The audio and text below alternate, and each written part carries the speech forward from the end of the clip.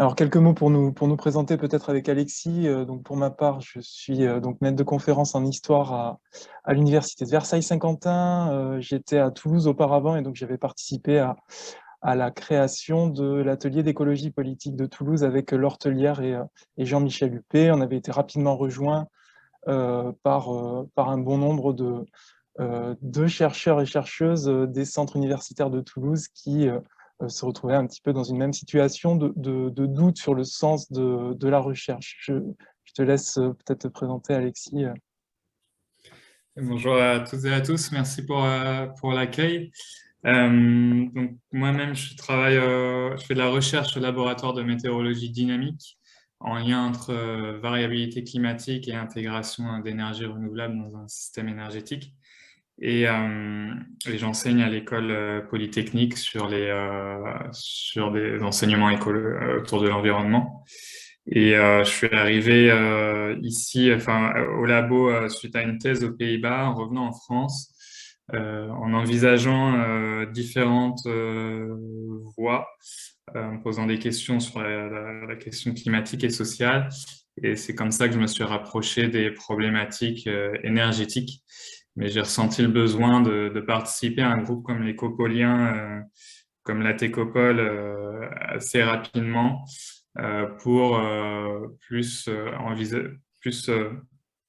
travailler sur des questions, des dimensions politiques et sociales de l'écologie qui me paraissaient cruciales. Je laisse, Ouais, et sur lesquels on va revenir pendant l'exposé. Voilà, préciser aussi qu'aujourd'hui, ces ateliers d'écologie politique, on a mis un pluriel puisqu'il y en a dans plusieurs villes, donc Toulouse, l'Île-de-France, il y a aussi Marseille, Montpellier, Dijon, Rennes et des collectifs très proches à Lyon aussi, qui sont constitués autour de thématiques communes. Il y a Grenoble aussi où il y a un groupe plutôt autour des sciences dures qui s'est constitué avec disons des préoccupations très proches des nôtres. Et pour ce qui est de l'atelier d'écologie politique de Toulouse, il y a à peu près 150 personnes qui y sont. Pour Paris, on est une bonne quarantaine. Alors, voilà. Alors, pour ce qui est des valeurs qui nous réunissent, puisque c'est question des valeurs, justement, expliciter les valeurs, ça fait partie des choses qui nous paraissaient importantes. Donc, parmi ces valeurs, il y a l'idée de pouvoir considérer ensemble les bouleversements écologiques et donc les organisations sociales, économiques, culturelles qui ont amené à ces bouleversements et qui aujourd'hui tentent de réagir à ces bouleversements. Et c'est en fait ça rejoint la définition de l'écologie politique, hein, à la fois comme elle s'est structurée parmi un certain nombre de philosophes français et puis aussi dans le monde latino-américain hein, et anglo-saxon tel que c'est structuré la political ecology. Et donc on se revendique de cette jonction entre les connaissances issues des sciences dures et puis les connaissances issues des sciences sociales pour comprendre justement les bouleversements en cours qui mettent à mal hein, la frontière entre des phénomènes qui seraient strictement naturels et des phénomènes qui seraient strictement culturels. Donc voilà, l'écologie politique comme conjonction des différents domaines scientifiques pour comprendre les bouleversements écologiques en cours. Il y a l'idée aussi, hein, dans ce qui nous a réunis, qu'on a affaire avec ces questions écologiques à des questions extrêmement complexes, qui nécessitent donc une mise en commun, un dialogue entre les différentes disciplines, et avec derrière ça, le fait que ces savoirs scientifiques n'ont pas vocation à trancher ces questions qui sont extrêmement complexes, mais donnent des éclairages simplement, éclairages donc qu'on essaye de partager. On a aussi comme intérêt, et là ça rejoindra sans doute l'exposé suivant, hein, mais une attention aussi aux différents savoirs, aux compétences, aux savoir-faire qui sont portés et qui sont portés en dehors des universités, avec l'idée que les centres de recherche ne sont pas les seuls lieux de production de savoir utiles dans le cadre de ce qui nous occupe, de ces bouleversements écologiques et de là où des transitions à mener. On a aussi donc comme préoccupation l'idée que les sciences et les applications des sciences, les applications technologiques en particulier, eh bien, ont des conséquences sur l'ensemble de la vie en société, et donc il y a un intérêt à pouvoir démocratiser la gouvernance des technosciences. Et donc, c'est aussi une question qui nous occupe, et là-dessus, voilà, on est dans une nébuleuse, disons, de collectifs qui s'intéressent à cela.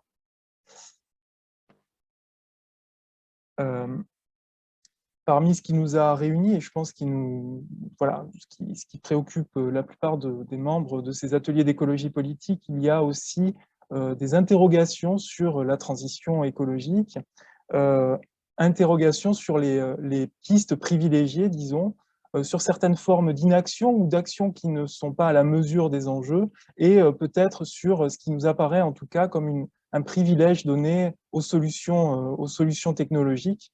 Et donc un regard critique sur ça, mais un regard critique qui se veut justement dans le partage pour essayer de mettre en commun nos regards des sciences sociales et des sciences de l'ingénieur et des sciences dures sur ces solutions technologiques, à la fois sur ce qu'elles disent et ce qu'elles induisent sur le fonctionnement des sociétés, et puis sur les conséquences qu'elles pourraient avoir, non seulement sur les sociétés, mais aussi sur les environnements.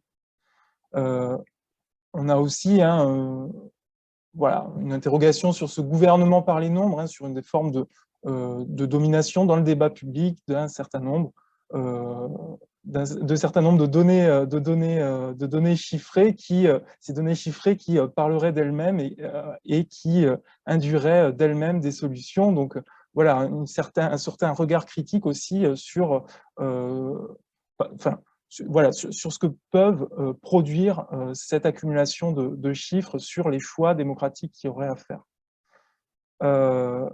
Un souci qui traverse aussi nos réflexions, qui est d'introduire la question sociale, qui est d'introduire dans cette réflexion sur les bouleversements écologiques la question des inégalités, à la fois de richesse, à la fois de genre, enfin, des effets de domination qu'il peut y avoir, et puis sur les discriminations raciales qui peuvent également subsister au sein des réflexions sur l'écologie.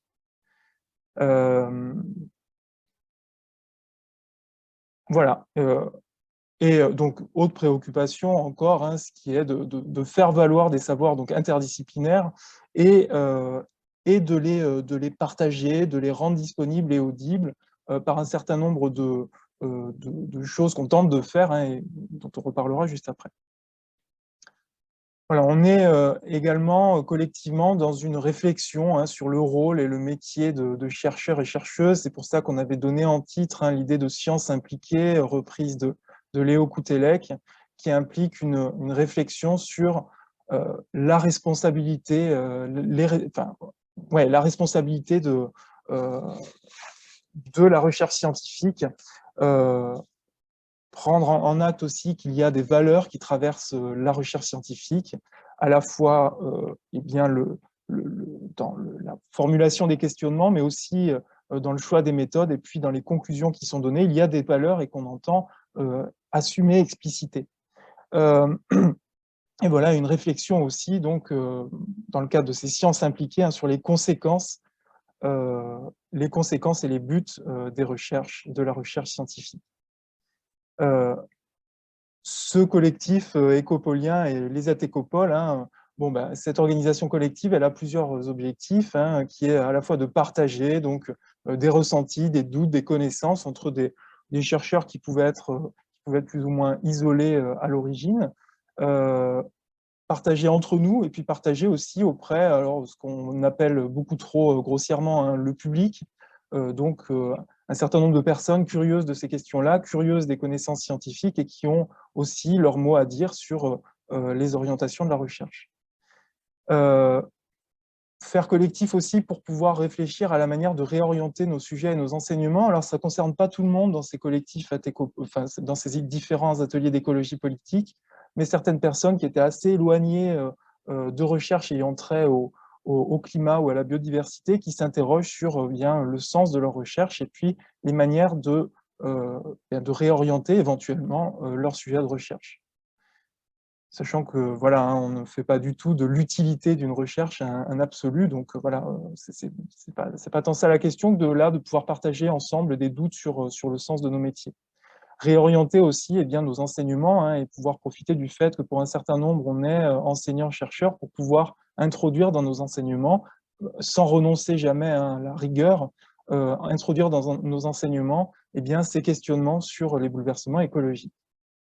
On est aussi donc dans une dynamique collective pour apprendre des uns et des autres et apprendre aussi au contact donc, du public et de collectifs citoyens. Et pour donc éventuellement participer à la transformation du monde de la recherche lui-même. En tant qu'acteur de ce monde-là, on estime qu'on a une position privilégiée pour essayer de transformer nos métiers.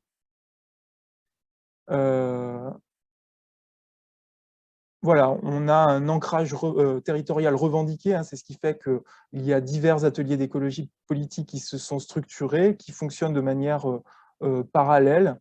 Donc, il y a une sorte d'essaimage horizontal avec des relations qui s'établissent sur des questions précises, mais sinon une autonomie très forte entre chaque collectif qui, en gros, a des préoccupations communes et qui essaye de les ancrer territorialement. Voilà, et on s'engage donc vers des formes d'action variées, qui dépendent un petit peu des motivations de chacun des membres et qui restent en tout cas non partisanes, c'est-à-dire qu'on refuse toute affiliation à un parti politique. Cette écologie politique qu'on revendique, c'est une écologie politique qui n'est pas une écologie partisane. Voilà, ce qui peut être équivoque.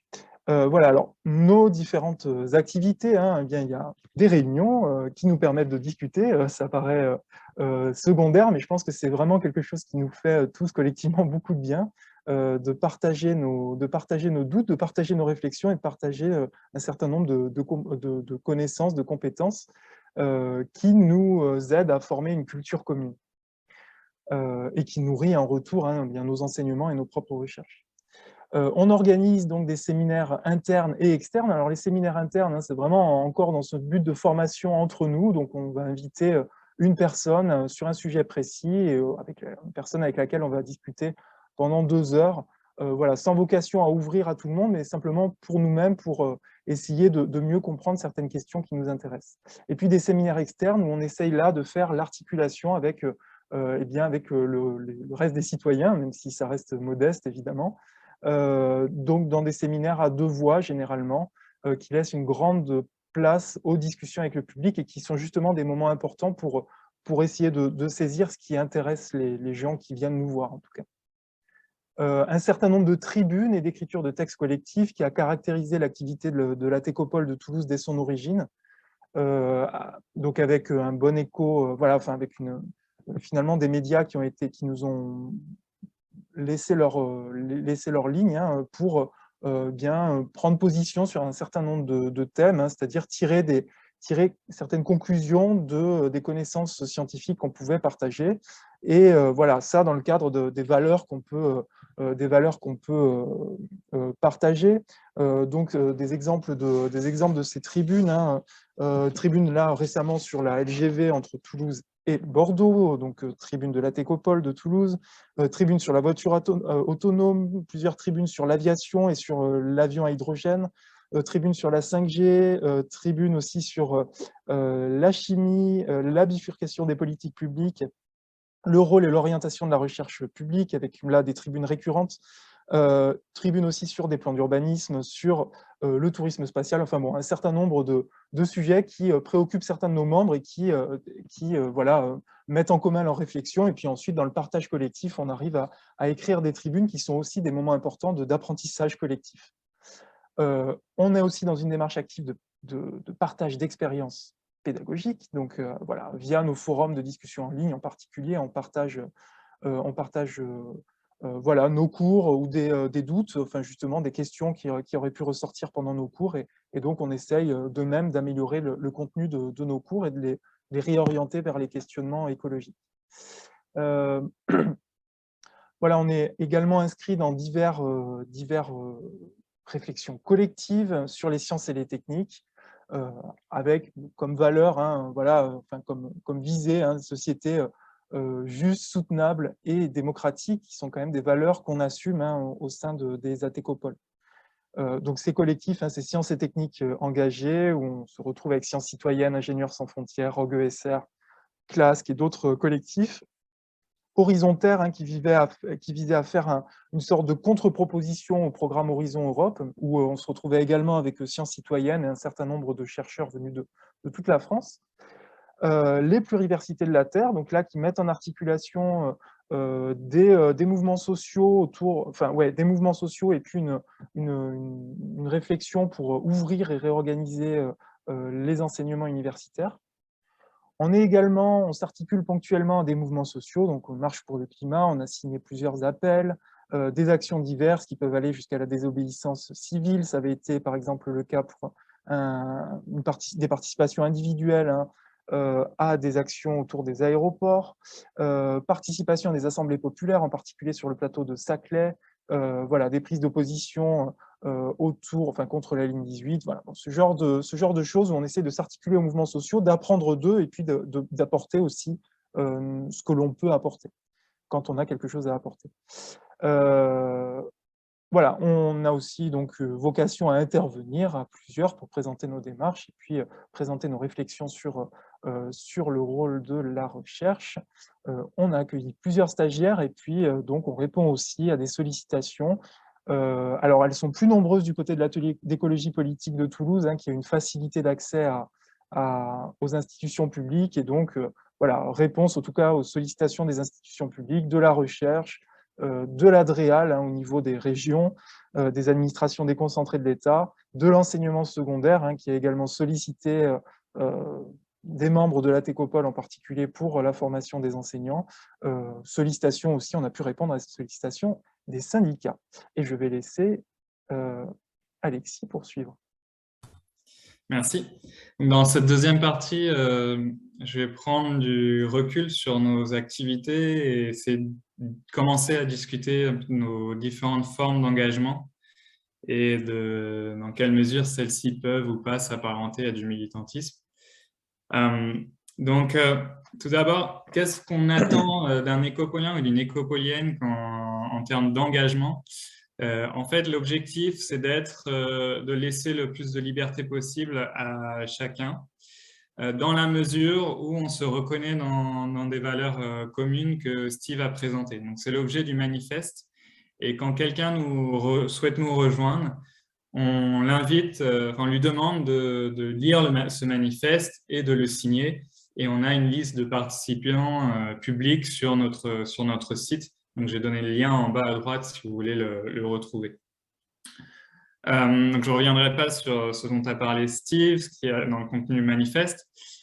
Ensuite, libre à chacun de s'engager, soit dans des discussions internes en huis clos, jusqu'à la désobéissance civile, en passant par l'organisation de séminaires publics, l'écriture de tribunes, etc.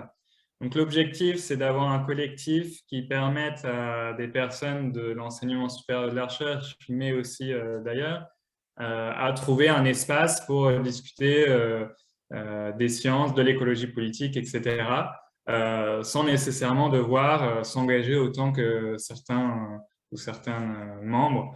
Donc voilà, il y a cette idée de pouvoir accueillir facilement.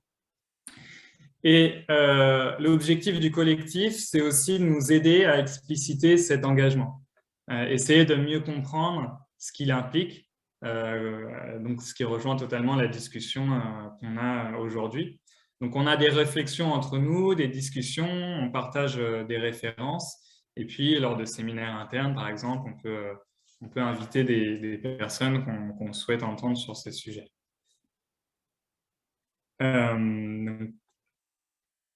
Pour le deuxième slide, donc, en termes de prise de position, comment on articule prise de position personnelle et collective? Donc, comme l'a dit Steve, il n'y a pas de soutien à un parti politique. Par contre, libre à chacun de s'exprimer en tant que membre de l'écopolien, mais pas au nom de l'écopolien. Donc, par exemple, lors des signatures de différentes tribunes, on les signe individuellement, mais libre à chacun de montrer qu'il est membre qu'il ou elle est membre de l'écopolien. Cependant, on a quand même des prises de position collectives de temps en temps. par exemple, celle on a répondu à l'appel de l'affaire du siècle pour mettre la question climatique sur le devant de la scène durant la campagne présidentielle. Et donc ça, en fait, quelqu'un propose de répondre à cet appel. Et s'il n'y a pas d'opposition de ses membres, alors dans ce cas-là, on est prêt à signer ou à revendiquer collectivement en tant qu'écopolien l'appel. Donc, qu'est-ce que ça signifie en tant que scientifique? Parce que l'ensemble des membres de l'Écopolien se revendiquent d'une culture scientifique. Et donc, est-ce qu'on s'exprime en tant que scientifique ou est-ce qu'on considère qu'on est des citoyens en dehors du champ scientifique? Dans nos interventions, on revendique le fait d'être scientifique, mais on ne s'exprime pas en tant que représentant de nos institutions. En général, on se revendique plutôt de l'Écopolien plutôt que du CNRS. Donc, on ne s'exprime de plus, on ne s'exprime pas au nom de la science, au sens où il y aurait une unique science avec des conclusions univoques sur des sujets tels que l'écologie qui sont complexes, incertains et avec un faible consensus sur nos valeurs, sur ce à quoi on tient. Du coup, on cherche à partager des savoirs dont on revendique l'origine scientifique, à la fois par les procédures par lesquelles ils sont construits, par les méthodes qui sont choisies, etc. Mais on cherche à ne pas les opposer non plus a priori à d'autres formes de savoir ou d'autres manières d'agir qui seraient plus pratiques ou vernaculaires ou autres. Donc, il y a l'idée de, tout en reconnaissant l'originalité de la production de savoir scientifique, de ne pas imposer ces savoirs comme l'unique façon d'avoir accès ou de ressentir le monde. Prochain slide. Donc, du coup, on peut se poser la question en reprenant une référence qui a été citée, je crois, au premier séminaire, voire aux deux derniers séminaires, celle de Pilke sur le honest broker, avec ces deux idéotypes qui sont mis en avant par l'auteur. D'une part, l'issue advocate, donc, qui ferait le plaidoyer, le scientifique qui ferait le plaidoyer pour une cause, souvent de façon furtive, en cachant le fait que c'est un plaidoyer. Et le honest broker, donc, dont le but serait plutôt que de resserrer les possibles vers une cause unique, d'élargir autant que possible les possibles. Donc, je pense qu'à l'Écopolien, on peut retrouver, en fonction des différents engagements de chacun, plutôt au niveau personnel que collectif, tout un spectre d'engagement, comme on l'a dit. Par exemple, cependant, le but de l'Écopolien, c'est quand même d'enrichir le débat, d'ouvrir des possibles. Donc, on reconnaît que sur ces problématiques éminemment complexes, chaque perspective est offerte par une certaine discipline, un certain groupe, etc., sera forcément partielle et que le débat sera enrichi d'un nombre de perspectives qui restent rigoureuses, mais de différents points de vue. Donc, sans non plus chercher à l'exhaustivité, c'est-à-dire on n'a pas les ressources nous-mêmes de faire un travail aussi extensif que le GIEC, par exemple, on va apporter une critique, on va s'opposer à des discours scientistes qui auraient tendance à considérer que certains énoncés sont univoques ou certains problèmes, la réponse à certaines questions ou certains problèmes serait univoque. À la fois dans les savoirs produits et à la fois dans les implications. Donc, par exemple, un exemple, c'est la tribune News Tank que certains de nous ont construite pour s'opposer à cet événement sur le futur de la science et de l'enseignement mais qui ne font intervenir qu'un certain nombre d'acteurs du champ politique, à la fois du niveau d'acteurs économiques et d'acteurs politiques, mais très peu d'acteurs de la société civile. Mon dernier slide. Donc au final, est-ce qu'on est militant? Donc, comme on l'a dit, il y a différentes formes d'engagement à l'écopolien. Certaines vont être clairement faire le plaidoyer d'une cause. Par exemple, je pourrais m'exprimer en disant Alexis Tantet, membre de l'écopolien, je m'oppose à la construction de la ligne 18 sur le plateau de Saclay, par exemple.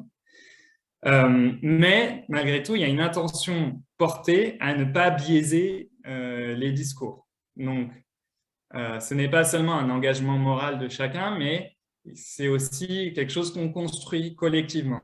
Donc, à la fois, on a un travail personnel et collectif de réflexivité sur notre engagement, comme je l'ai dit au début.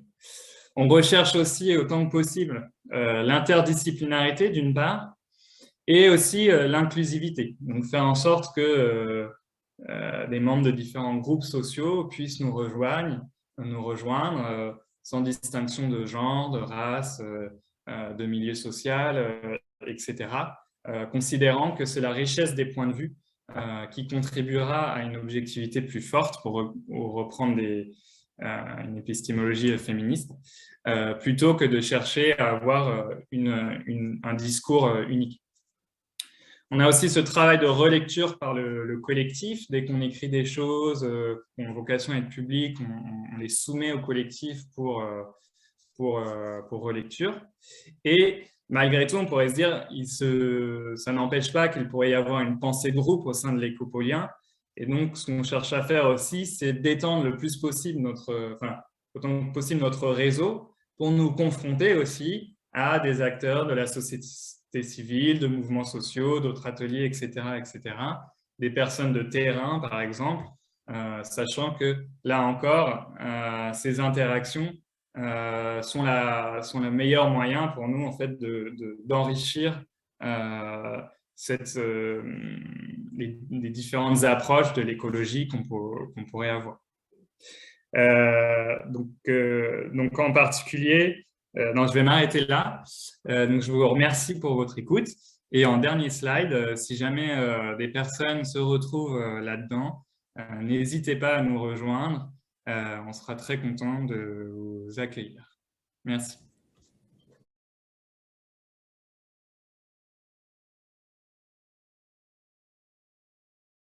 Vous voyez, ça fait des années que, en tant qu'académicien, on me demande de prendre parti dans des grandes démarches d'appel national et sur le climat. Et puis, figurez-vous que, avec l'affaire du siècle, j'ai dit non. J'arrête, et j'ai expliqué pourquoi je n'ai pas voulu signer. Parce que dans toutes ces démarches, je trouve qu'il y a eu jusqu'à présent une confusion entre l'enjeu qu'est la diminution de la biodiversité et l'enjeu également majeur qui est évidemment le changement climatique et son impact sur la biodiversité. Sans parler évidemment des autres impacts du changement climatique. Je m'explique, actuellement, on le voit d'après les travaux de l'IUCN, à peu près 85% des espèces dont les populations sont actuellement menacées. Ça n'a rien à voir avec le changement climatique, c'est la conséquence de l'urbanisation, de la déforestation, des pesticides, de l'agriculture intensive, etc. Toutes ces causes qui sont humaines. Alors, ça ne veut pas dire que le changement climatique, bien évidemment, n'aura pas un impact. En fait, cet impact sera même d'autant plus grand qu'il interviendra sur une biodiversité déjà très fragilisée. Et on l'a vu, par exemple, au cours de la première crise sanitaire, le fait tout simplement d'avoir arrêté le dérangement dans la nature, parce que tout le monde était confiné, s'est traduit extrêmement rapidement par une meilleure santé temporaire des populations sauvages, de la biodiversité. Je suis tout à fait d'accord sur le fait que certains appels sont parfois ambigus et qu'il peut y avoir des confusions qui peuvent être problématiques. Et du coup, j'aurais deux réponses, à la fois sur le plan plutôt scientifique et ensuite sur le plan de l'engagement. Sur le plan scientifique, donc tout à fait d'accord sur la biodiversité, changement climatique, ce n'est pas la même chose, et les confondre, ça a des implications qui peuvent être particulièrement néfastes. D'ailleurs, à la fête de la science à Polytechnique, je m'étais associé à une écologue justement pour discuter de ça, à la fois le fait que crise de biodiversité et crise climatique, elles peuvent exister sans avoir besoin de l'un ou de l'autre, que en revanche, comme vous l'avez dit, l'une peut impacter l'autre et vice-versa. Et une autre implication néfaste, c'est que d'envisager des solutions pour l'une sans prendre en considération l'autre peut être particulièrement néfaste pour l'autre. Donc on pense à certaines plutôt de ces solutions basées sur la nature. Par contre, pour rester dans le cadre des rapports de l'IPBES, par exemple, il y a une distinction qui est faite entre des facteurs directs de perte de la biodiversité ou du changement climatique, comme l'émission de gaz à effet de serre, par exemple, et des facteurs indirects qui sont plutôt plus directement liés aux activités humaines. Et là, par contre, je pense que l'écologie politique peut avoir quelque chose à dire justement sur comment une certaine organisation sociale peut avoir des conséquences à la fois sur les deux sujets. Donc, quand on remonte à la source, on peut retrouver quand même des racines communes. Ça, c'était la première chose. Ensuite, la deuxième chose, d'un point de vue très humble et pragmatique, parfois on signe des appels, pas parce qu'on est nécessairement entièrement d'accord avec, mais qu'on se dit, finalement, le principal, c'est quand même important qu'on en parle. Et idéalement, ce qu'il faudrait qu'on fasse, c'est qu'on s'implique dans ces mouvements et qu'on contribue à l'écriture de ces appels pour faire en sorte que, on apporte quelque chose et on enrichit l'appel avec d'autres associations. Mais on ne peut pas toujours faire ça.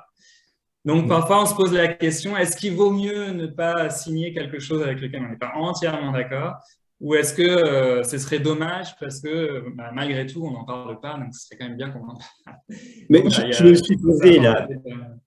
me suis posé la question, effectivement, pendant de nombreuses années. Hein, ce n'est pas le premier appel.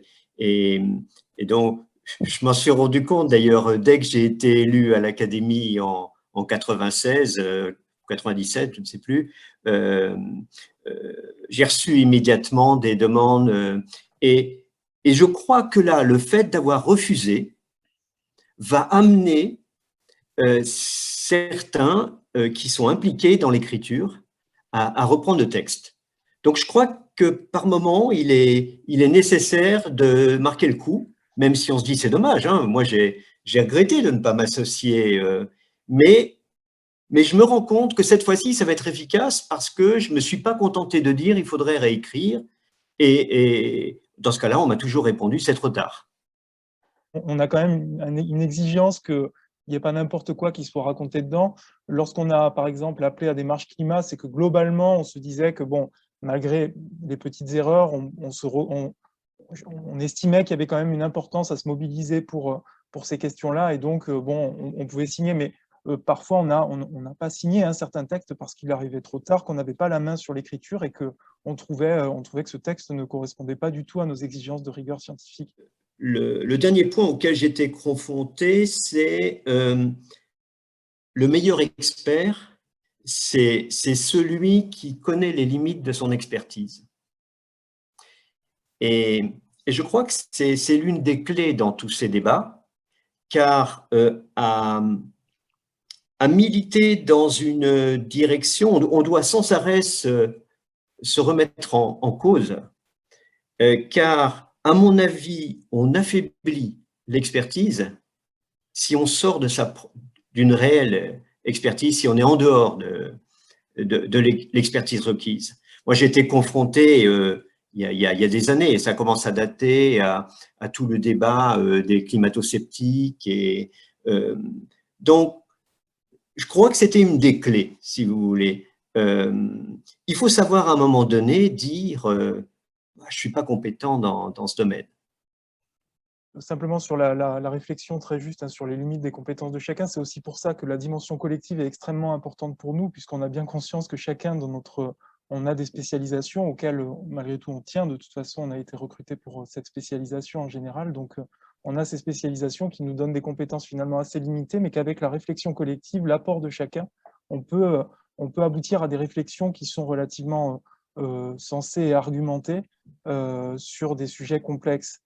Tout en ayant en permanence, en essayant en permanence aussi de se confronter et d'une manière voilà, qui fait partie de la démarche scientifique, mais à ceux qui ne sont pas d'accord avec nous, pour voir si on ne fait pas justement fausse route et si on n'élimine pas trop facilement des arguments tout à fait valables dans nos réflexions. Donc on garde ça, mais vraiment, c'est pour ça qu'on tient aussi à intervenir toujours à plusieurs, puisque effectivement, individuellement, on a des compétences limitées qui ne nous permettent pas de nous exprimer légitimement sur des sujets extrêmement complexes.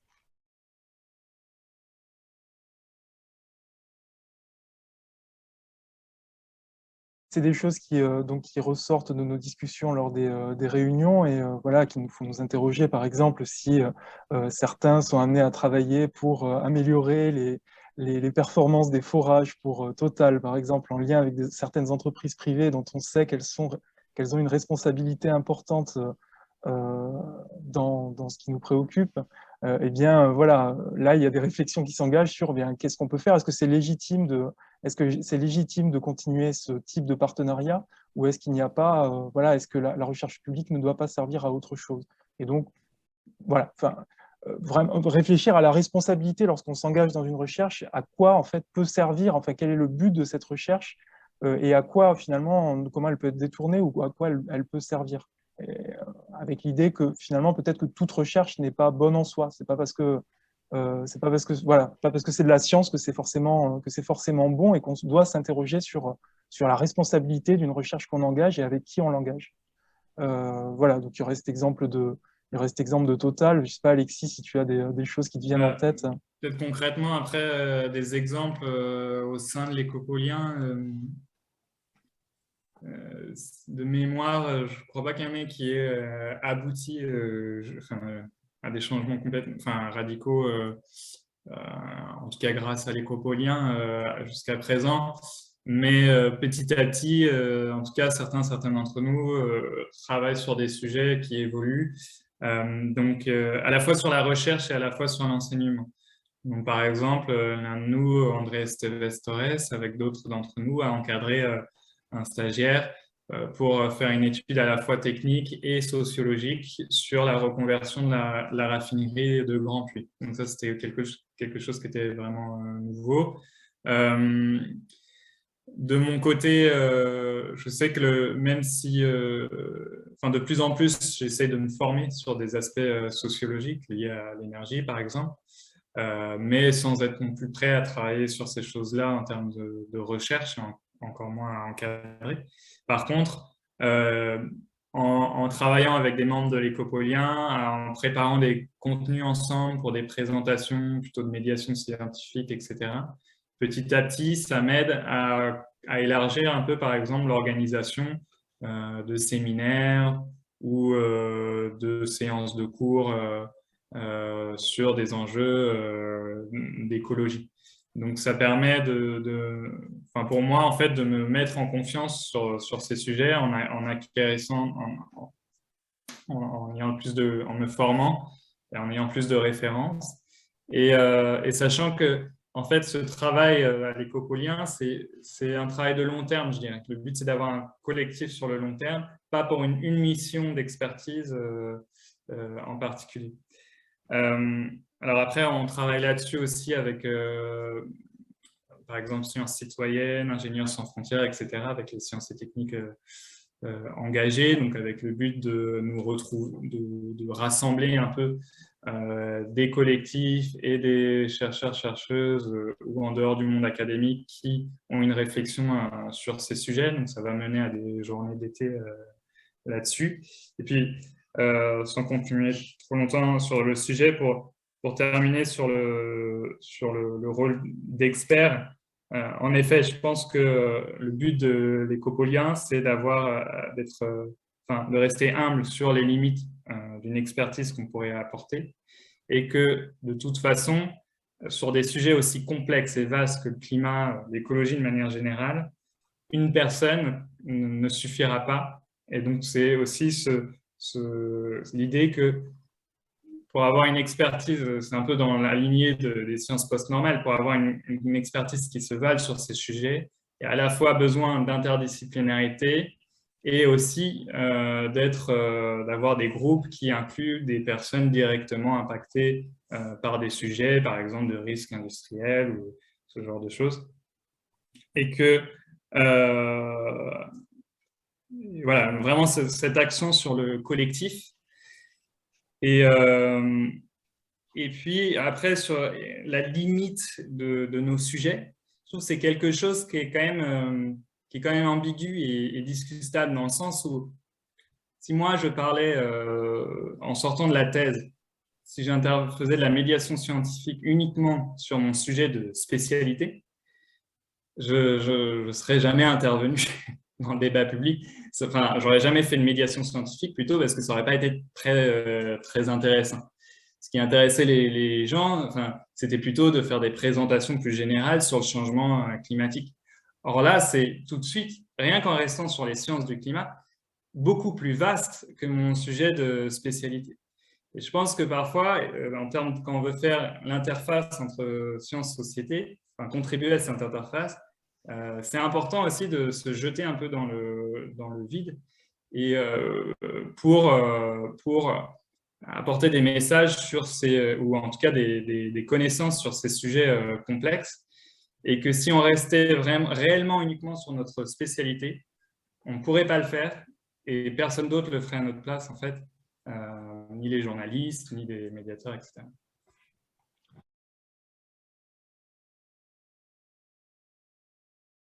Yvon Lemao disait, moi je signe plus de tribune, et j'étais intéressé, parce que moi non plus je signe plus de tribune depuis quelques années, mais peut-être pas, alors il y a une partie de raisons communes, mais pas tout à fait pour les mêmes raisons, et puisqu'en fait ces collectifs, alors moi j'ai été impliqué dans le collectif Climaction de notre laboratoire au début, et donc voilà, on fait un collectif, et en fait, ce qui m'imagine dans ce collectif, c'est que c'est souvent une certaine forme de radicalité qui va l'emporter dans les débats. Alors j'entends bien le souci de tout ce que vous avez dit, hein, Alexis et Steve, et c'est vrai que je pense qu'il y a des collectifs qui arrivent bien, mais pas tous. Et le fait de se dire on n'est pas un syndicat, on n'est pas un parti politique, etc., c'est très bien, mais il y a parfois, je ne sais pas comment le dire, un manque d'acculturation, de culture politique dans ce que c'est un collectif. Et moi, je me rappelle avoir été un petit peu choqué de ce groupe Climaction qui se mettait en place dans la gestion du collectif. Et c'est un petit peu et en fait, dans la rédaction de Tribune, c'est souvent ça aussi. Il y a une prime à la radicalité, je vais le dire comme ça, où la nuance peut disparaître en fait dans le brouhaha de celui qui va s'exprimer bien plus que les autres. Donc d'un côté, je trouve que cette horizontalité de brasser les idées, elle est rafraîchissante, c'est vraiment bien, je trouve ça très excitant, et je comprends que beaucoup de personnes de communauté qui peuvent se sentir un peu dépolitisées, alors que c'est des vrais enjeux politiques, là je vous rejoins complètement, rejoignent ça, mais il faut faire attention à la gestion collective, et il y a beaucoup de mots très sympathiques, hein, le collectif, tout ça, mais en pratique, ça peut être vécu comme une certaine forme de violence par certains. Et la raison pour laquelle, certains d'entre vous le savent, on a lancé un groupe de réflexion sur l'éthique de l'engagement à l'IPSL, c'est ça. C'est-à-dire qu'on a besoin de discuter, toute cette partie dont vous parlez, d'échanger, de discuter, mais dans un cadre où on ne va pas aller essayer de s'engager, de faire des tribunes, d'interagir avec la société. C'est d'abord...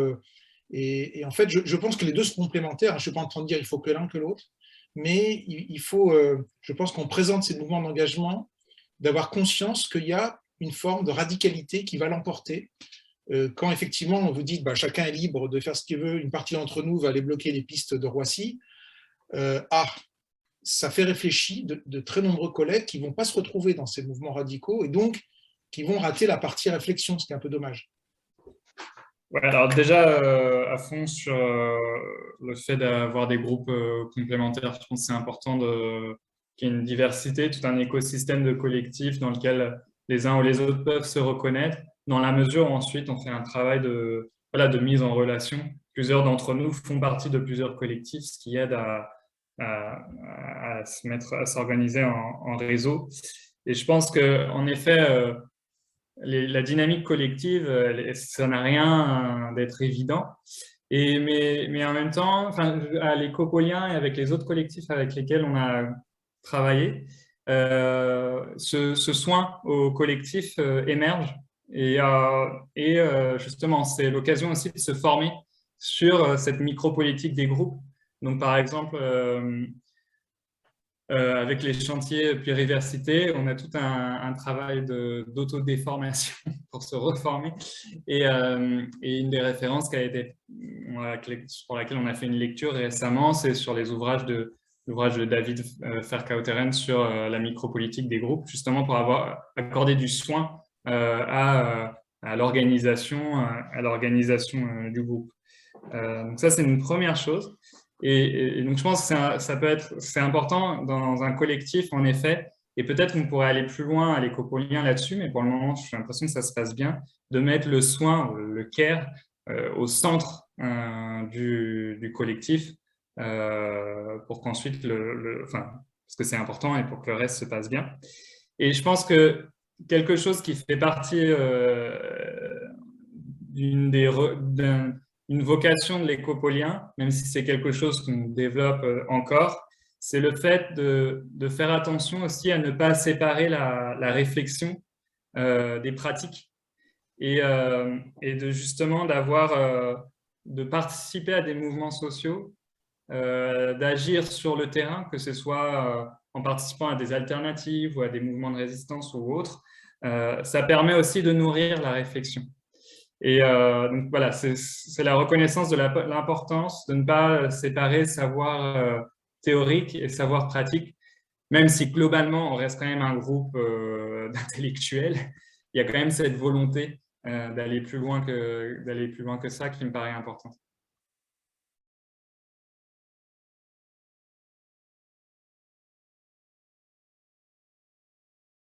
Tukisik, qui veut dire comprendre ensemble, et qui est un nom qu'on a donné à un de nos projets qui concerne le nord du Québec et 14 communautés inuites avec lesquelles nous travaillons depuis une dizaine d'années.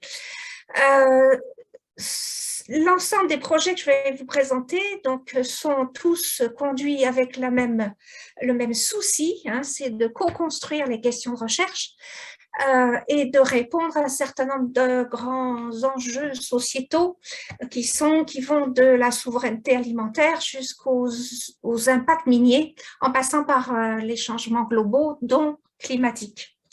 Donc, notre souci, puisque j'anime plusieurs consortiums de recherche, c'est de décoloniser les savoirs ou de les croiser entre savoir traditionnel, autochtone ou vernaculaire et savoir scientifique, et aussi de redonner la voix à un certain nombre de partenaires qui n'étaient pas entendus jusqu'à présent.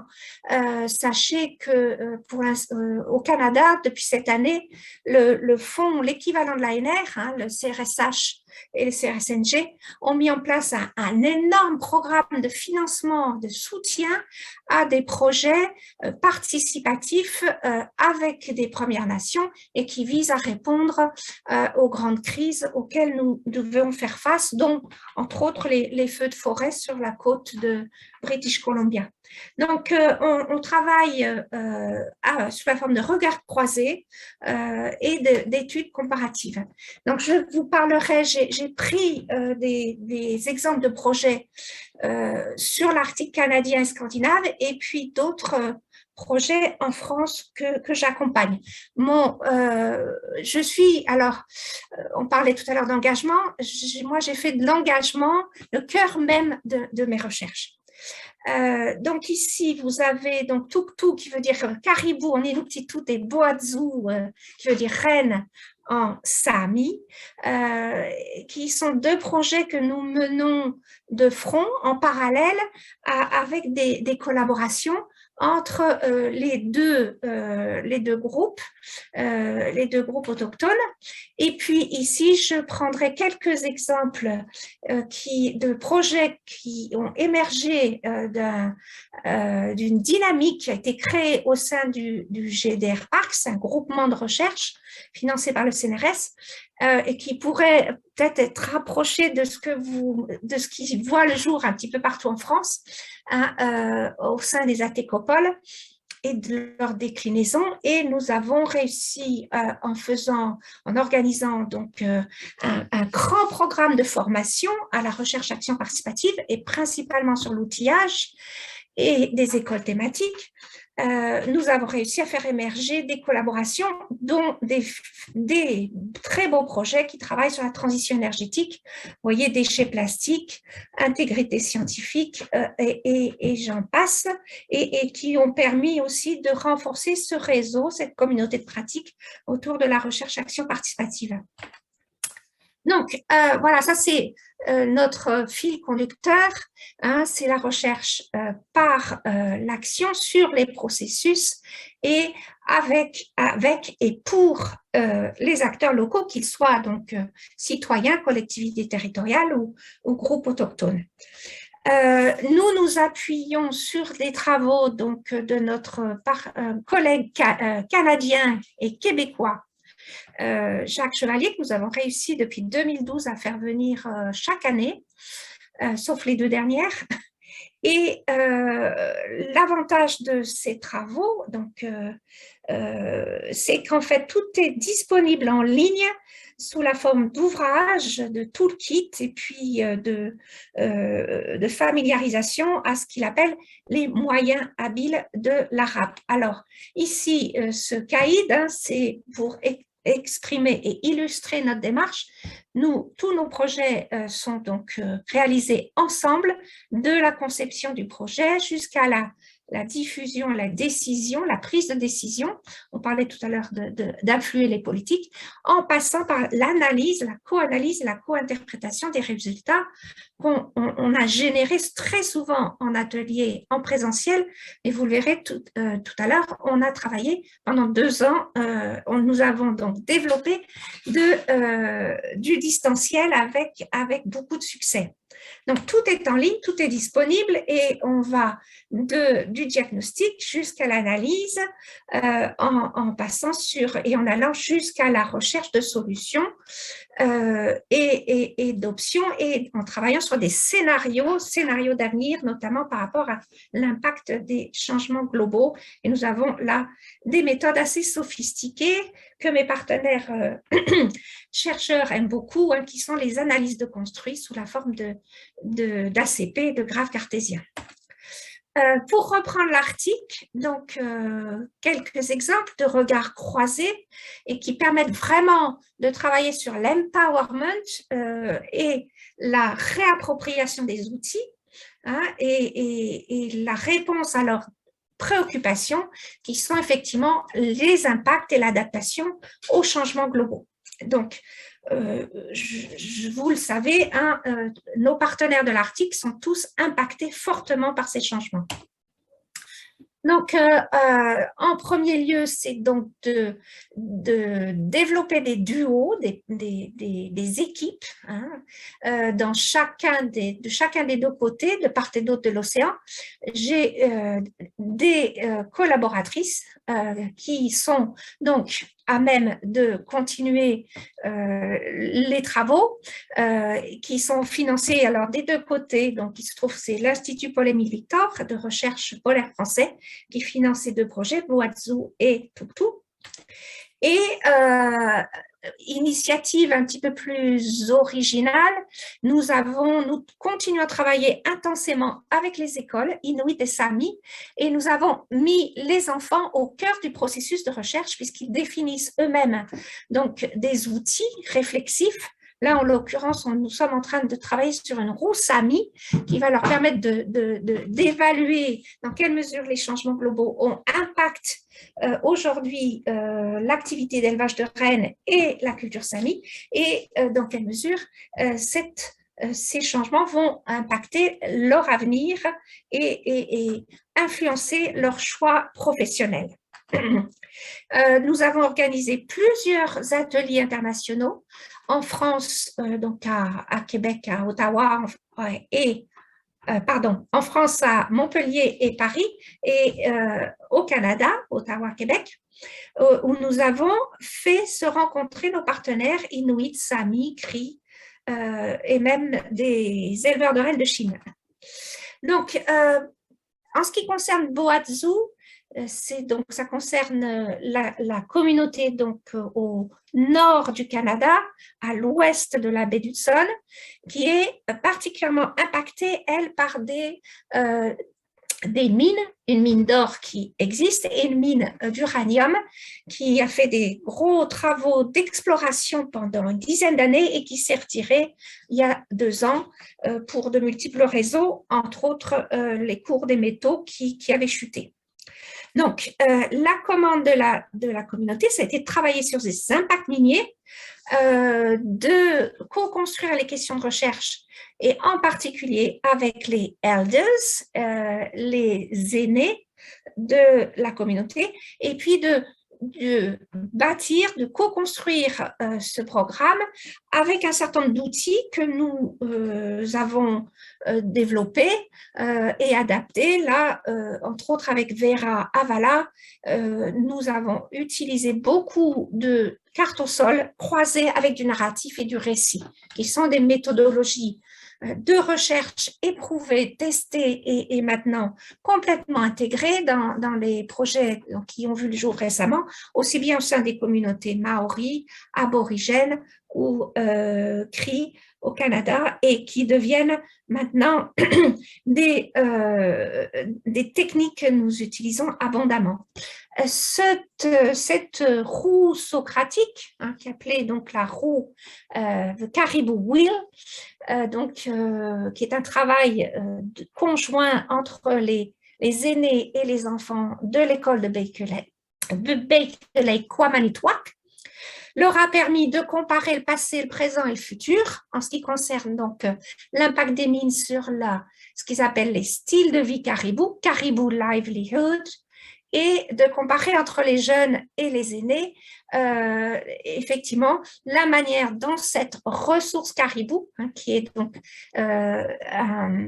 principale source de nourriture avant la sédentarisation, qui date de 1967, puisque l'ensemble des groupes autochtones et les groupes inuits ont été sédentarisés à partir de cette date-là. Donc, comment l'installation des mines ont impacté ce style de vie caribou et comment, effectivement, on peut envisager dans l'avenir de pouvoir garder cette ressource pour pouvoir continuer à maintenir la culture, la langue et pouvoir retravailler effectivement et donner une chance aux jeunes de la communauté de pouvoir rester dans la communauté. Donc, excusez-moi, j'ai été trop vite.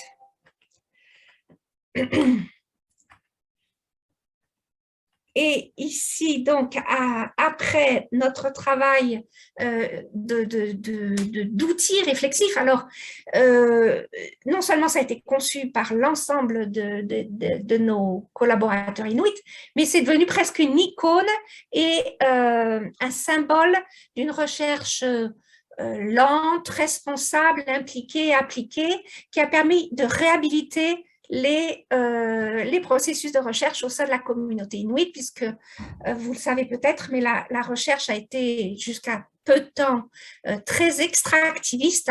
Nos partenaires, les Premières Nations ou les Inuits, se sont plaints d'avoir des recherches qui ne tenaient pas compte de leurs préoccupations et qui extrayaient, qui prélevaient les savoirs et du temps sans en voir les bénéfices et sans pouvoir alimenter les réponses à leurs préoccupations locales.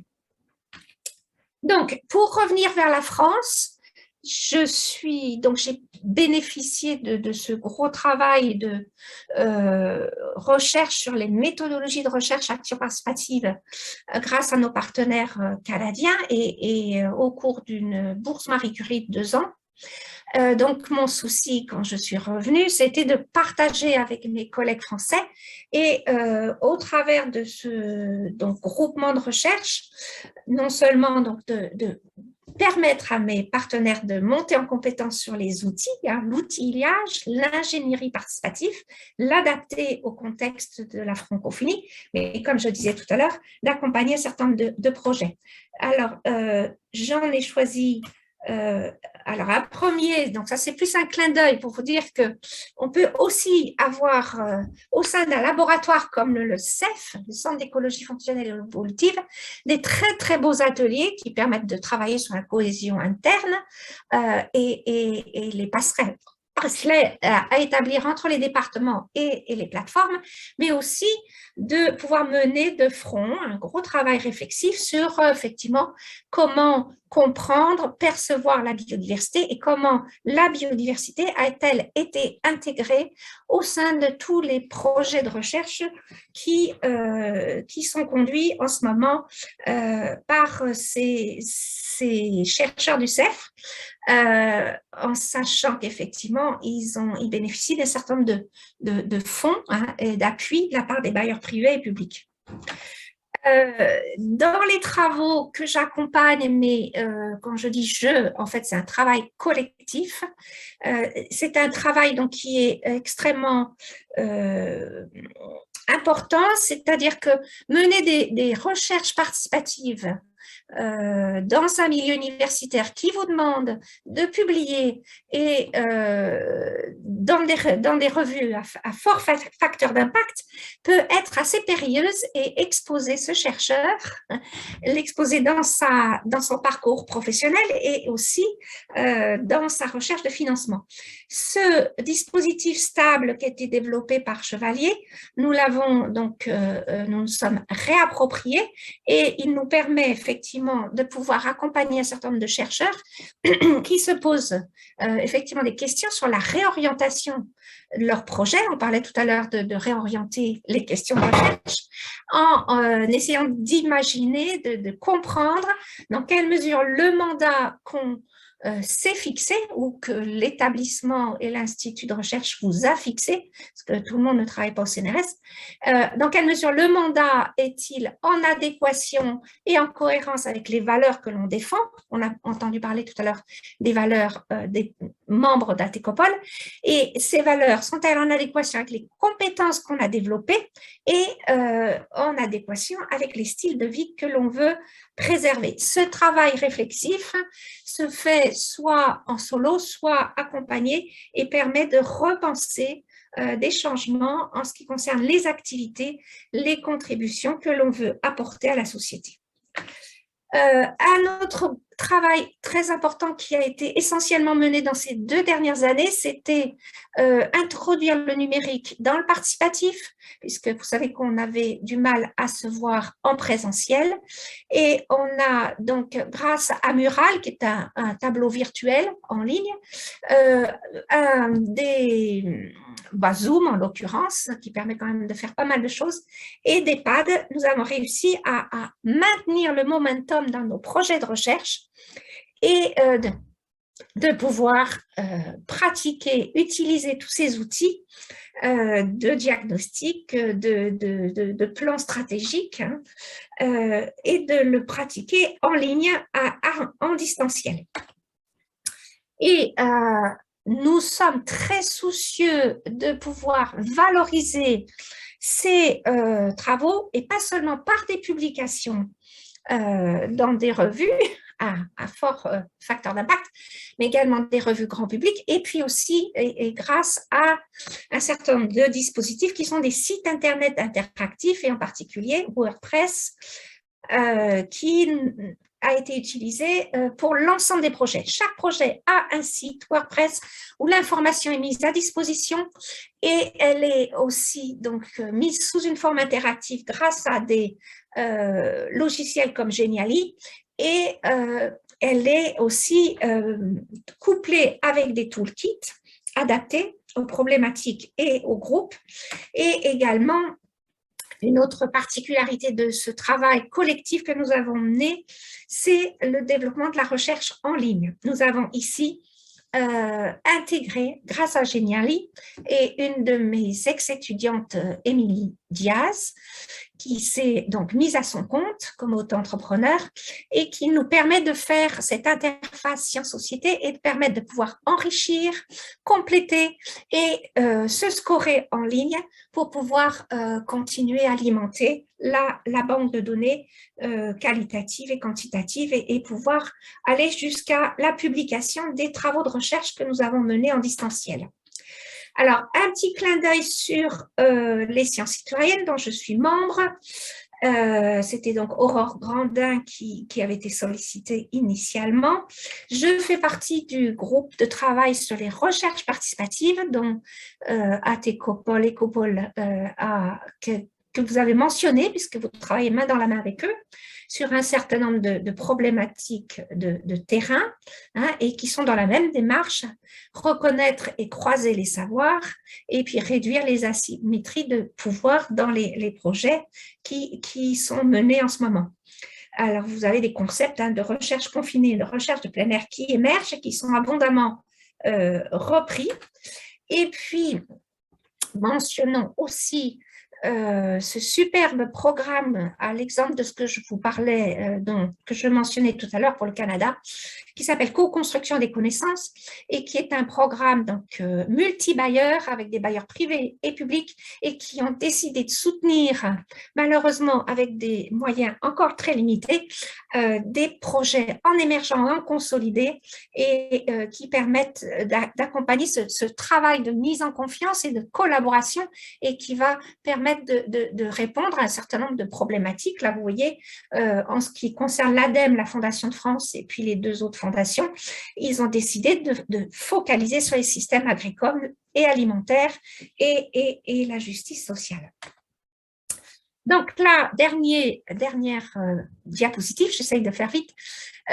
C'est un atelier, donc un atelier pour ATECOPOL Montpellier, que j'ai donc à designer et animer, et avec toujours pour souci de rendre autonomes mes partenaires. On a sur 3 heures avec 30 personnes réussi à faire émerger un certain nombre de propositions d'action. Vous voyez, donc ça va jusqu'à comment créer un rapport de force avec les politiques et comment les influer. Hein, on est ici à Montpellier très soucieux d'accompagner les collectivités territoriales, et entre autres la ville de Montpellier et la métropole, dans les décisions qu'ils sont en train de prendre sur l'aménagement des espaces, hein, et le traitement de la biodiversité. Et vous voyez 3 autres petits projets qui sont plus dans le domaine de la vulgarisation, la sensibilisation à la biodiversité locale, hein, puisqu'il y a un petit projet qui émerge sur aider la municipalité de Montpellier à travailler sur les essences d'arbres qui soient mieux adaptées au réchauffement climatique, plutôt que de replanter des clones. Et comment intervenir dans les écoles avec des associations et de citoyens, des conventions citoyens qui réfléchissent sur le traitement de la biodiversité en ville, notamment sur l'impact des espèces introduites ou self-introduced, hein, comme les perruches à collier ou les sangliers, qui sont devenus abondants dans la périphérie. Et ici, un graphe cartésien sur la faisabilité et l'impact de ces différents ateliers, propositions d'action qui vont donc être le cœur des travaux de la Techopole Montpellier dans les mois qui viennent. Voilà, je vous remercie. Je me permets de mettre ici une photo de Rennes. Il s'agit donc de l'hiver dernier. Les éleveurs de rennes du nord de la Suède sont très inquiets puisque les lichens et les mousses ne sont plus atteignables à cause du réchauffement. Elles sont sous une couche de glace et ils ont été obligés de nourrir les rennes artificiellement avec des granulés à base de soja. Voilà, je vous remercie pour votre attention. Alors, je connais bien ces régions également. Ce qui me paraît intéressant dans la démarche, c'est elle va plus loin que ce que je connaissais jusqu'à présent des démarches participatives.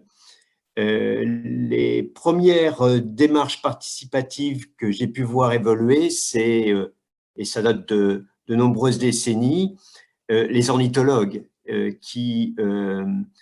et c'est organisé par le Muséum national d'histoire naturelle qui participe à l'élaboration de connaissances. Il y a de nombreux ornithologues amateurs.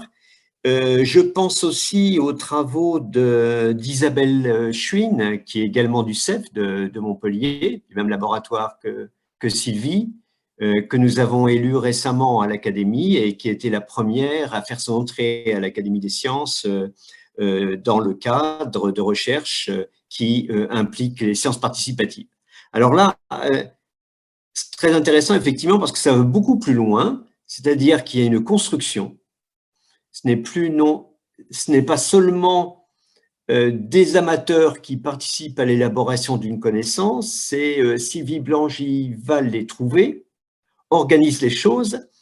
Alors, la première question que je vais lui poser, c'est qu'elle nous explique comment elle évite le biais qui peut être apporté par le fait qu'elle construit cette participation.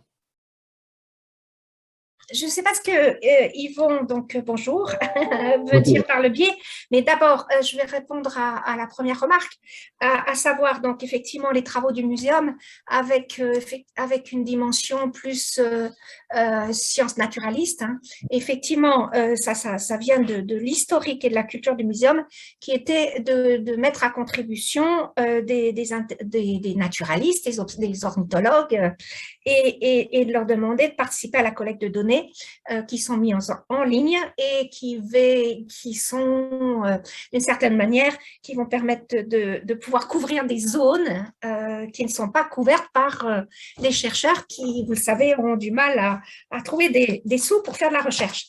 Donc, c'est un partenariat qui est extrêmement louable, mais récemment, et puis qui va alimenter des banques de données, des bases de données, puis aussi des fois alimenter les articles des chercheurs qui vont faire carrière dessus. C'est un petit peu ce que nos partenaires autochtones maintenant réfutent.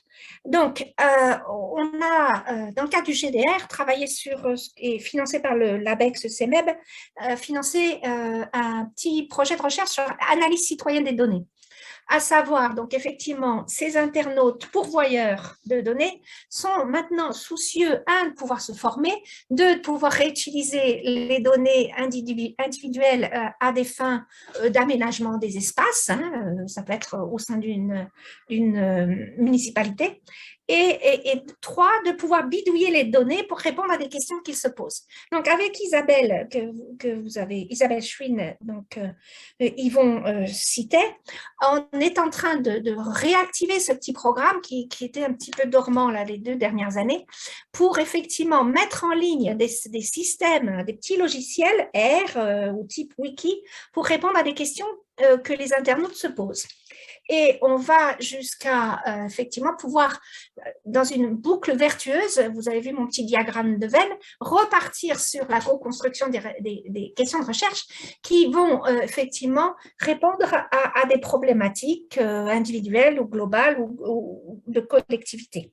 Alors, donc, c'est cette science citoyenne ou science participative hein, dont ils vont parler tout à l'heure, elle évolue. Hein, elle évolue. Nous, on y a apporté une autre dimension puisqu'on a dès le départ dit qu'il y avait urgence, qu'on ne pouvait plus se permettre non seulement de collecter des données, mais qu'il fallait absolument travailler de la conception du projet jusqu'à la valorisation des résultats ensemble. Alors, je ne sais pas trop ce que veut dire, ce que vous voulez dire par comment éviter le biais et de quel biais vous parlez. Je vous renvoie la question.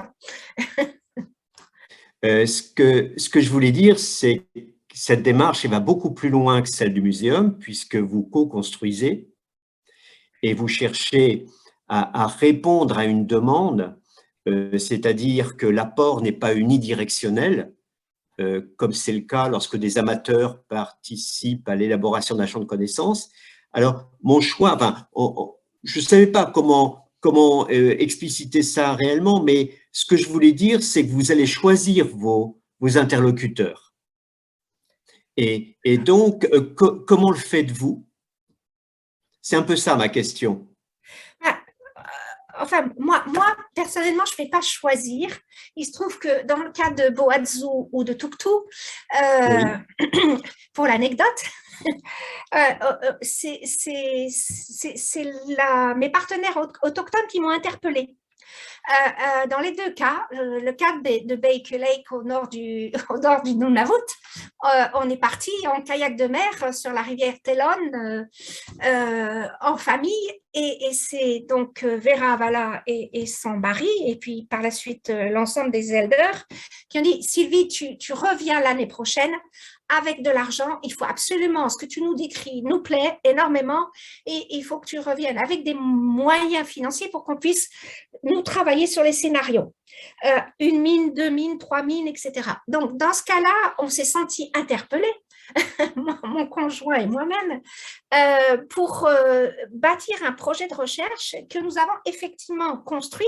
Au départ, la question, c'était l'écotourisme autochtone dans l'Arctique. Et puis, on nous a dit, bah, attendez, l'urgence, c'est Areva qui vient s'installer. Donc là, c'est plus le chercheur qu'on est allé chercher et qui se trouve qu'il était dans le coin pour pouvoir monter ce programme.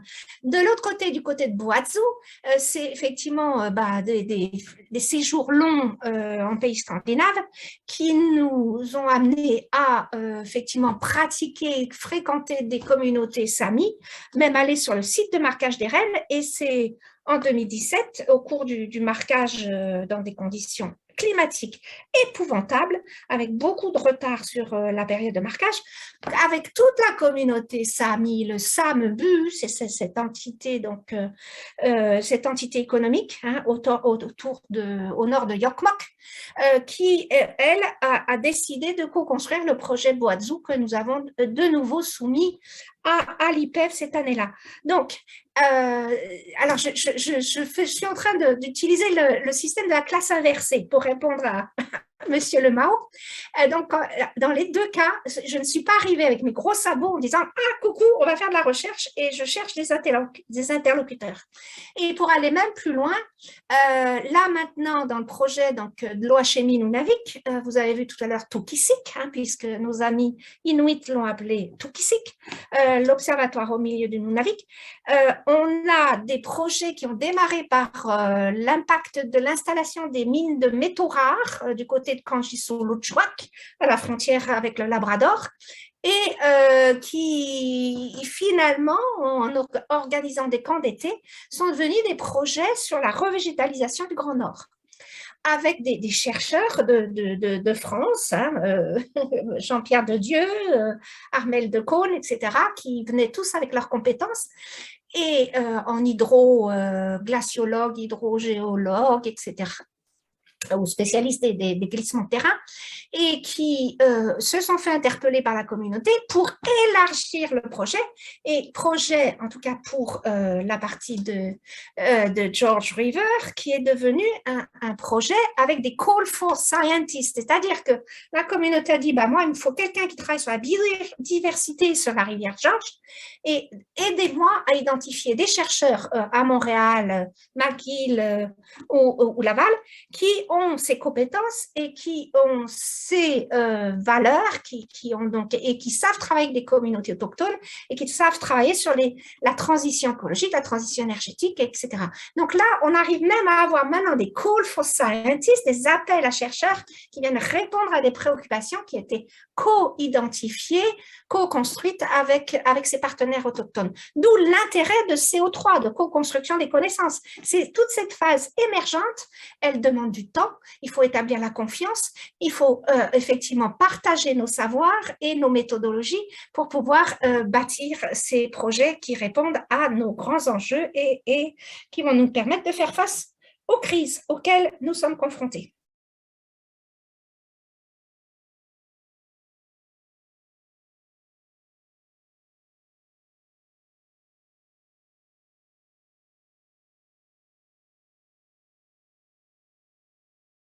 Résolis, hein, j'en ai entendu parler. Philippe Kourilski, je ne l'ai pas contacté, mais vous imaginez que vu notre contexte actuel là, entre perte de biodiversité, réchauffement climatique, pandémie, ces besoins de travailler en mode participatif, ils sont en pleine, ils sont complètement exponentiels, donc les demandes fusent de partout. Et viennent aussi bien des collectivités hein, et avec une entrée territoriale ou une entrée thématique hein, sur les déchets plastiques. Je pense à ce beau projet là avec les pêcheurs sur la Méditerranée, la pollution marine et puis les tortues et puis la caractérisation des déchets. Donc, comment répondre en créant effectivement des réseaux de l'entraide. Nous, on l'a fait au niveau du CEF en constituant un groupe de recherche, un groupe de travail sur la RAP,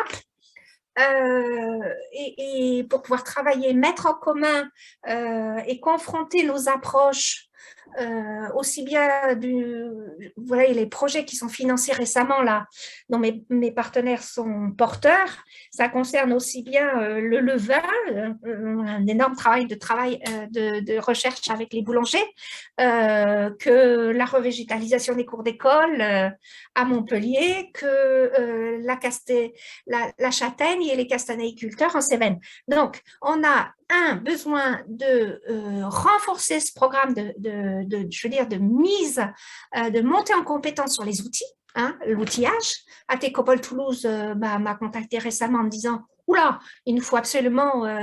voilà, on ne sait pas comment faire, c'est ça le problème. Il faut être outillé comme un plombier. Vous puissiez aller dans n'importe quelle problématique en ayant cet outillage-là autour de la taille. Et puis pouvons utiliser en fonction des besoins votre clé à molette ou votre marteau. Ça demande d'avoir un vocabulaire commun et c'est ce que j'ai constaté là depuis 10 ans que j'anime le GDR Parks, c'est qu'on a besoin non seulement de se former, non seulement d'utiliser des outils communs hein, et qui s'inspirent de tout ce dont vous avez parlé, auquel vous êtes familier. Hein. Ça va de l'intelligence collective en passant par la pédagogie active, en passant par design thinking, tout ça. L'avantage de Jacques, c'est qu'il a compilé, il a été payé par le gouvernement canadien pendant 10 ans pour faire ce travail de compilation. Donc, il faut effectivement s'en imprégner. Et moi, mon rôle consiste à accompagner les gens pour qu'ils deviennent autonomes sur le design d'événements et sur l'animation et la conduite de ces projets de recherche-action. Mais ça veut dire aussi pouvoir, je dirais, adapter ces outils, cet outillage, Jacques parle de moyens habiles, à des contextes différents. Moi, mon travail de boursière Marie Curie a consisté à les adapter au contexte autochtone et alors laisser toute marge de manœuvre pour qu'ils deviennent créatifs et qu'ils puissent réintégrer ces outils et utiliser leur vision du monde et les intégrer dans leur propre système de valeurs locales. Donc ici, c'est un peu comme les langues, le français chez les Québécois, tout ça. Chacun a pu développer à sa façon. Là, les outils de la RAP on a un socle commun et on se donne la possibilité de les adapter à des contextes voilà, géographiques ou thématiques et les méthodologies évoluent. Là, en ce moment, je travaille sur la décolonisation des savoirs et les nouvelles méthodologie de recherche autochtone, entre autres au Canada. Donc, c'est former, faire de l'entraide pour le design et l'animation, et surtout ce qui nous manque là, en tout cas en France, c'est toute la partie analyse, interprétation et valorisation des résultats. J'ai cité très brièvement tout à l'heure effectivement le travail que nous faisons en tant que laboratoire de recherche. Le CEF a signé avec la ville de Montpellier et puis la métropole une convention de recherche sur l'écologie urbaine, dont je parlais tout à l'heure des sangliers et des perruches à collier, et un programme donc de recherche impliquée sur effectivement comment considérer les impacts du réchauffement climatique sur la ville et comment donc préserver la biodiversité en ville. Et ça s'est fait. Alors, il se trouve qu'en plus, c'était en plein confinement. Donc, nous avons fait une série d'ateliers participatifs en distanciel, toujours avec l'aide d'Émilie, qui nous fait des superbes murales avec des post-it qui se déplacent. Et nous avons bâti ensemble avec les représentants de la ville de Montpellier et des élus comme Madame Touzard, dont j'ai perdu le prénom, et ça a été co-construit. Et je peux vous dire que tout le monde a eu du plaisir, et le contenu et le résultat, tout le monde se l'est réapproprié. Et c'est un programme qui est cité en exemple et qui se met en place. Et quand il a été question en juin 2021 de l'approuver, il a donc été montré aux élus de la ville de Montpellier, et ils ont tout de suite accordé, je crois que c'est 20 000 € par an sur 3 ans. Donc, s'ils sont associés dès le départ à la réflexion et à la co-construction du programme qui répond aussi à leurs préoccupations d'élus, et on est là dans du gagnant-gagnant et bénéfice réciproque.